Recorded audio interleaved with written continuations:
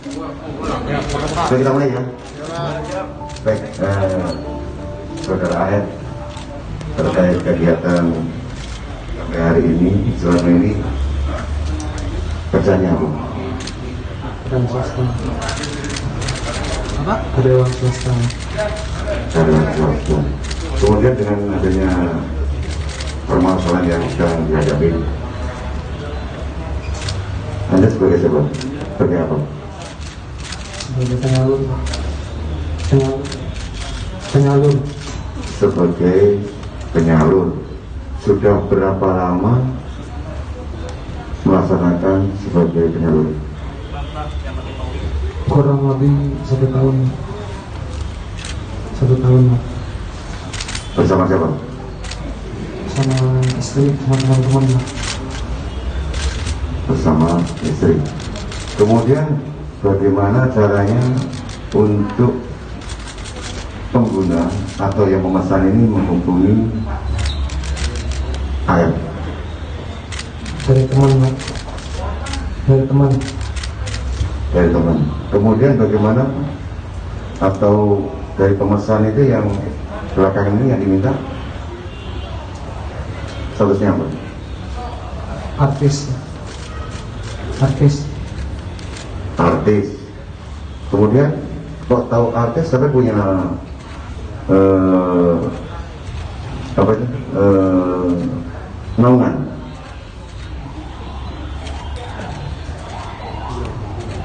Enggak, saya minta dari teman, Pak. Saya minta dari tempat lain, Pak. Berarti sangat punya penyalur produk komunitas dari seorang artis ya? Ya, saya ada teman-teman kita aja sih, Pak. Kalau saya pribadi saya tidak ada katalog, tapi saya bisa minta katalognya sama orang itu. Dari artis itu sudah ada tarif berapa? Belum sih, Pak. Belum ada target. Kemudian dari hasil penyalur, keuntungan setiap kegiatan penyaluran berapa per orang? Nggak tentu, Pak, tapi bisa diperkirakan 2 sampai 5 juta, bahkan lebih kadang. Itu didapat dari artisnya aja apa dari pengguna juga? Dari artisnya aja. Dari artisnya aja. Kemudian maksud tujuannya apa selama kegiatan dilaksanakan? Cari tambahan, Pak. Selama melaksanakan kegiatan selalu bersama-sama istri? Kadang-kadang, Pak, tapi kadang iya, kadang enggak, Pak. Terkadang saya nggak datang gitu, Pak, ke teman yang harus. Cok, antara suami istri bisa sepakat itu apa, Mas? Sebenarnya kemarin ini temannya istri, saya tugasnya dampingin dia aja, Pak, nemenin. Kemarin temannya istri sih, Pak, yang minta, saya nemenin aja. Berarti teman istri yang minta, pesan dari istri, kemudian minta tolong ke suaminya. Hanya itu aja? Mungkin ada di sana lagi? Bang, kemarin Pak pada saat Ini dia ada pertanyaannya aja ya. pada saat kemarin diamankan, apakah sedang berhubungan badan apa seperti apa sih, Bang? Mungkin korban dan ininya pemesannya, saksi dan pemesannya itu ST sama SA. Saat dilakukan penggerbekan atau penangkapan di suatu hotel, itu sedang melakukan perbuatan. Berarti kondisinya tidak pakai pakaian juga. Iya, karena Pak, ini kan penyalur ya, Pak. Akan dicari dia juga nggak nih, Pak, bos-bosnya? Apalagi kan tadi kan dibilang ada komunitasnya.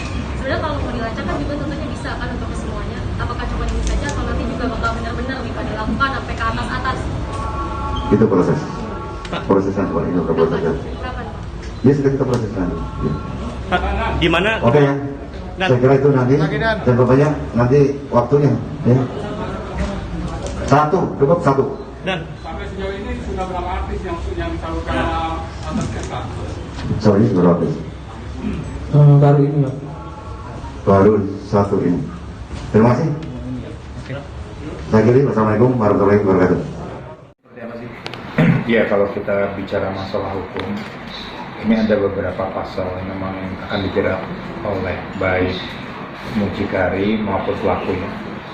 Ada undang-undang di dalam hukum pidana itu pasal 296 KUHP yang intinya menerjemahkannya itu menjerat barang siapa menjual atau ya ibaratnya menjual perdagangan orang dengan sifatnya melanggar norma kesusilaan dan sebagainya, atau bahasa kasarnya mucikari, itu kena ancaman hukuman 1 tahun 4 bulan. Nah, di dalam undang-undang ITE ini ada undang-undang 11 tahun 2008 dan undang-undang 19 tahun 2016. Ada pasal, itu pasal 27 ayat 1 dan 45 ayat 1. Nah ini menurut saya kalau lihat kondisi sekarang ini jelas-jelas ya, tertangkap tangan, lalu terbukti, ada fakta dan peristiwanya langsung secara hukum. Nah ini kondisi yang sangat prihatin, bahwa saya sebagai seorang taruhlah advokat melihat bahwa adanya keadaan kondisi-kondisi seperti adanya boleh bilang prostitusi online dan sebagainya, ini akan menimbulkan efek bahaya untuk pekerja seni, yang artinya bahwa pekerja seni ini akhirnya jangan diasumsikan atau disamaratakan. Nah ini harus ada efek jeraknya.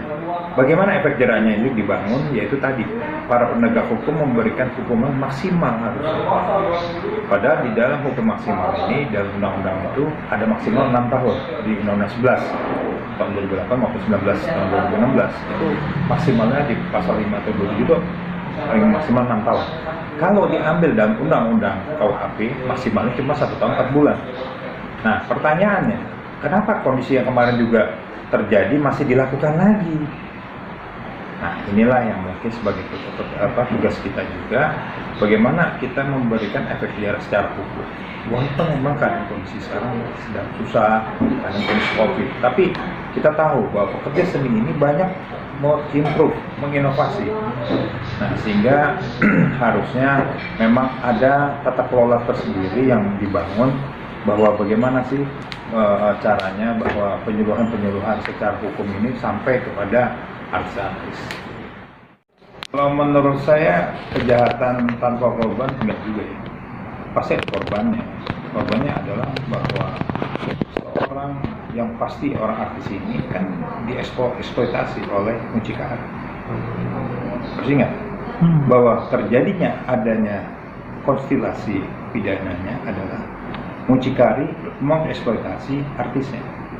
Nah, ketika artisnya bisa saja yang tadinya tidak mau dipaksa mau, atau sebaliknya artis tadi meminta job kepada mucikari, berarti sama-sama dong, pasti ini ada korban. Yang pertama itu. Yang kedua, yang berbahayanya adalah bahwa ini menjadikan suatu kebiasaan. Nah, apabila itu tidak dilakukan dengan jerat-jerat hukum yang maksimal, maka akan menjadi suatu brand yang ada di Indonesia bahwa pekerja seni artis itu bisa dibeli, mungkin kesusahan dengan bisa dibayar. Nah ini yang berbahaya sekali, sehingga akhirnya demoralisasi yang terbangun ini bisa menjadi runtuh. Artinya bahwa kita kan adalah orang Indonesia yang mempunyai secara adat istiadat, ya, mempunyai adat ketimuran dan sebagainya. Nah ini sudah tidak dibangun. Nah itu dari aspek ya, menurut saya aspek sosiologi, baik sosiologi hukum juga ya. Nah sekarang bagaimana kita mengantisipasi? Nah ini yang harus tugas-tugasnya para penegak hukum. Kalau dari segi hukum, sebenarnya begini, yang dibangun kemarin kayak efek jerah itu sebenarnya kurang maksimal. Jadi contohnya kurang maksimal bahwa mungkin rentut atau rencana penuntut ya, artinya jaksa penuntut ini harusnya memberikan sesuatu rencana tuntutannya dengan pasal-pasal yang lebih keras. Artinya pasal yang keras artinya pasal-pasal yang lebih dimaksimalkan, jangan pasal-pasal yang tidak dimaksimalkan. Sehingga yang berbahayanya adalah ini akan menjadi plagiat baru. Ini sebenarnya ada plagiat baru nih. Contoh bahwa kemarin dihukum cuma 6 bulan, 8 bulan, dapat duit juga gampang. Apa kan kalau kita nggak ketahuan juga apa ketahuan kan, jadi artinya orang jadi kerja seperti artis dan sebagainya kalau di sini ini pasti ada spekulasinya. Dia kayak berani-berani main spekulasi, kalau gue begini, gue akan kena dampak gini atau enggak. Nah ini berbahaya sekali menurut saya, bahwa sebenarnya harus dibangun mindset secara hukum yang artinya memang harus faktornya ini harus ada kesenambungan gitu, bahwa yang kita harus hadapi adalah demoralisasi. Nah kerja seni artis ini tidak mengerti demoralisasinya. Apabila dia dihukum oleh masyarakat kena sanksi sosial, itu luar biasa. Gak gampang untuk memulihkan sanksi sosial itu. Ya betul, maraknya memang prostitusi online itu memang mucikari adalah biang kerok utama untuk dilakukan sebuah proses. Memang terkait Undang-Undang Perdagangan Manusia dan pasal 296 KUHP itu memang bisa menjerat dia, bahkan bisa menahan.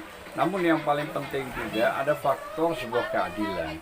Mucikari menawarkan tentu ada proses dari pihak artis atau mereka yang mau melakukan proses prostitusi online ini atau seks, ya harusnya juga sudah ada undang-undang yang bisa menjerat, sehingga pelaku dan penikmat ini memang tidak ada undang-undang yang mengatur secara khusus gitu loh ya.